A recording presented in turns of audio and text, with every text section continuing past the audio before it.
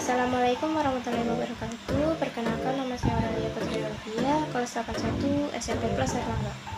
Di sini saya akan mempresentasikan tugas IPS tentang perdagangan ekonomi internasional. Soal pertama adalah sebutkan faktor terjadinya perdagangan ekonomi internasional.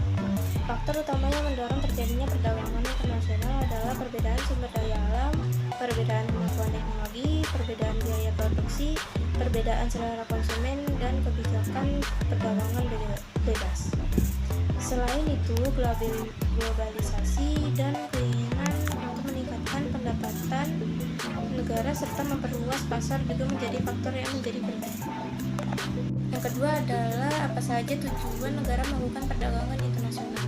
Tujuan utama negara melakukan perdagangan internasional adalah untuk meningkatkan pertumbuhan ekonomi, memenuhi kebutuhan dalam negeri, memperluas pasar, dan memperoleh keuntungan. Selain itu, perdagangan internasional juga bertujuan untuk meningkatkan devisa negara, mendorong transfer teknologi, dan menjalani hubungan kerjasama antar negara.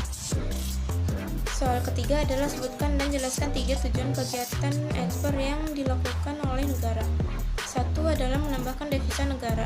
Devisa adalah kekayaan suatu negara dalam membentuk mata uang asing.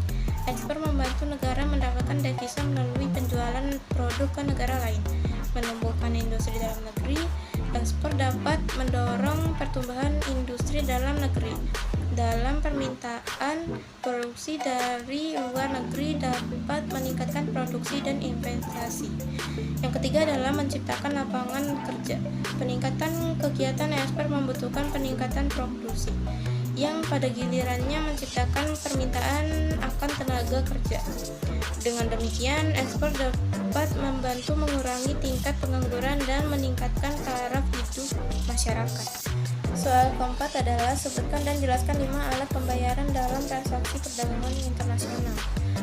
Yang pertama adalah pembayaran tunai di muka (cash in advance). Pembelian melakukan pembayaran penuh atau sebagian sebelum barang dikirim. Ini adalah metode paling aman bagi eksportir karena resiko kerugian akibat gagal bayar diminimalisir. Namun metode ini bisa jadi kurang menarik bagi pembeli karena mereka harus bayar tanpa jaminan barang akan diterima tepat waktu dan sesuai pesanan. Yang kedua adalah letter of credit. Importir meminta bank untuk menjamin pembayaran kepada eksportir setelah semua persyaratan yang tercantum dalam letter of credit terpenuhi. Ini memberikan jaminan kepada eksportir bahwa mereka akan dibayar jika semua dokumen yang diperlukan lengkap dan sesuai. Yang ketiga adalah whistle incasso documentary collection. Eksportir menyerahkan dokumen pengiriman barang ke bank mereka, yang kemudian diteruskan ke bank importir. Bank importir baru akan mencairkan pembayaran setelah menerima instruksi pembayaran dari eksportir. Yang keempat adalah rekening terbuka atau open account. Eksportir mengirim barang terlebih dahulu dan importir melakukan pembayaran setelah menerima barang. Ini adalah metode yang paling beresiko bagi eksportir karena mereka harus percaya importir akan membayar tepat waktu. Yang kelima adalah konsinyasi atau konsigmen. Eksportir mengirim barang ke importir, namun pembayaran hanya dilakukan setelah importir berhasil menjual barang tersebut. Ini adalah metode yang paling berisiko bagi eksportir karena mereka harus menunggu hingga barang terjual untuk menerima pembayaran. Soal kelima adalah bagaimana pengaruh perkembangan iptek terhadap perkembangan dengan suatu negara.